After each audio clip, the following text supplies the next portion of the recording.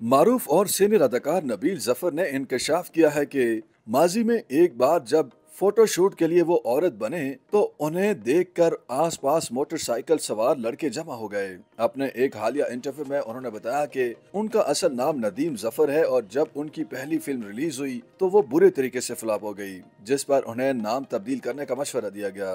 उनका कहना था कि उस वक्त अदाकार नदीम सुपरस्टार थे और यकीनन अब भी वो फिल्म इंडस्ट्री का बड़ा नाम है, इसलिए उन्हें मशवरा दिया गया कि कंफ्यूजन खत्म करने के लिए अपना नाम तब्दील करें। अदाकार ने बताया कि उन्हें हदायतकार अयूब खावर ने भी नाम तब्दील करने का मशवरा दिया था, जिस पर उन्होंने अपना नाम नदीम से तब्दील करके नबील जफर कर दिया। एक सवाल के जवाब में उन्होंने बताया कि उनके पहले तीनों ड्रामे दिन, धूप, किनारे और धुआं इंतहाई कामयाब गए और उनकी शोहरत आसमान की बुलंदियों तक पहुंच गई।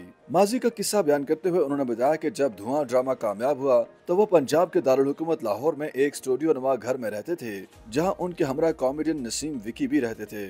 उनके मुताबिक ड्रामे की कामयाबी के बाद मुल्क भर के लोग उन्हें फोन करते तो उनके लिए आने वाला फोन नसीम विकी उठाते और वो लोगों से कहते कि वो भी वही काम करते हैं जो नबील जफर करते हैं।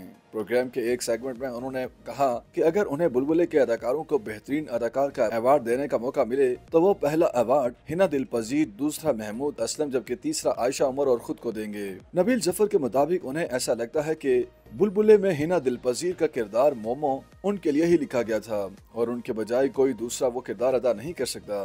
करियर के आगाज की बात करते हुए अदाकार ने बताया कि जब 1993 में उनका ड्रामा दिन नशर हो रहा था तब उन्हें एक दोस्त ने कहा कि फोटो शूट करते हैं और उन्हें मेकअप करके औरत बनाया गया। अदाकार के मुताबिक जब उन्हें औरत के रूप में ढाल दिया गया तो उन्होंने नोट किया कि बहुत सारे लोग उनकी तरफ देख रहे हैं। नबील जफर का कहना था कि बाद अज़ां वो औरत के रूप में ही कार ड्राइविंग करके दूसरी जगह पहुंचे और ड्राइविंग के दौरान उन्होंने राह चलते कुछ पोज दिए तो उनके आगे पीछे मोटरसाइकिल सवार लड़के जमा हो गए। अदाकार के मुताबिक मोटरसाइकिल सवार लड़के मुसलसल उनके आगे पीछे चलते रहे और बाद अज़ां वो एक अखबारी दफ्तर पहुंचे, जहां उन्हें फोटोग्राफर दोस्त ने अखबार की नई एडिटर के तौर पर मुतारिफ करवाया और सब लोग उन्हें खातून समझकर मजा लेते रहे। उन्होंने बताया कि बाद अज़ां बातचीत के दौरान उनकी हंसी छूट गई, लेकिन इसके बावजूद अखबार के दफ्तर में मौजूद अफराद नहीं समझ पाए और फिर उन्हें सबको बताना पड़ा कि वो औरत नहीं बल्कि नबील हैं, लेकिन इसके बावजूद किसी को कुछ समझ नहीं आ रहा था। अदाकार का कहना था कि बाद अज़ां उन्होंने वाज़ेह तौर पर सबको बताया कि वो ड्रामा अदाकार नबील जफर हैं, जिस पर सबको हंसी आ गई। नबील जफर का मजीद कहना था कि पड़ोसी मुल्क भारत हमसे हमारी फिल्में और ड्रामे तक नहीं खरीद रहा तो हम क्यों उनकी फिल्में सिनेमाओं में चलाएं। दौरान इंटरव्यू अदाकार नबील जफर का पाकिस्तान में भारतीय फिल्मों की नुमाइश पर एतराज करते हुए कहना था कि अदाकारों के दूसरे मुल्क में जाकर काम करने में कोई बुराई नहीं, काम कहीं भी जाकर किया जा सकता है। उन्होंने ये भी कहा कि उनके ख्याल में भारतीयों के मुकाबले में पाकिस्तानी लोग बड़े दिल के मालिक हैं, वो मेहमानों और अदाकारों की इज्जत करते हैं।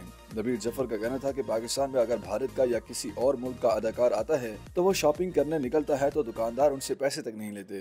उन्होंने शिकवा किया कि लेकिन जब भारत में अदाकार काम करने जाते हैं तो उन्हें खौफ की वजह से वहाँ से भागना पड़ता है। उनके मुताबिक भारत हमसे बड़ा मुल्क है, उनकी आबादी 1 अरब 25 करोड़ है जबकि हमारी आबादी महज 25 करोड़ है, तो उन्हें अपनी आबादी के हिसाब से हमसे ड्रामे और फिल्में खरीदने चाहिए और अपने मुल्क में नशर करने चाहिए। नबील जफर का कहना था कि अगर भारत हमसे 10% ड्रामे और फिल्में भी नहीं खरीदता तो हम क्यों उनसे 20 या 50% फिल्में खरीद कर सिनेमाओं में चलाएं। अदाकार ने प्रोग्राम में मजीद कहा कि लेकिन पाकिस्तानी सिनेमा मालकान की मजबूरी है, उन्हें भारतीय फिल्में सिर्फ कमाई की वजह से लगानी पड़ती हैं क्योंकि उन्हें अपने अखराजात निकालने होते हैं। सिनेमा मालकान को भारत से प्यार नहीं है। उनका कहना था कि भारतीय भी हमसे फिल्में और ड्रामे खरीदें, उन्हें सिनेमाओं में लगाएं, चाहे पाकिस्तानी फिल्में वहां कोई देखे या ना देखे, लेकिन उन्हें वहां नुमाइश के लिए पेश किया जाए, तभी पाकिस्तान में भी उनकी फिल्में दिखाई जाएं। उन्होंने वाज़ेह किया कि वो आज तक काम के सिलसिले में भारत नहीं गए। YouTube पर गूगली एंटरटेनमेंट देखने के लिए youtube.com की सर्च बार में गूगली एंटरटेनमेंट टाइप करें। गूगली एंटरटेनमेंट के पेज पर सुर्ख रंग के सब्सक्रिप्शन वाले बटन पर क्लिक करना ना भूलिए। YouTube पेज पर अपलोड होने वाली वीडियो से बाखबर रहने के लिए बेल आइकॉन पर क्लिक कीजिए। आपको हर नई वीडियो के बारे में नोटिफिकेशन मौसूल हो जाएगा।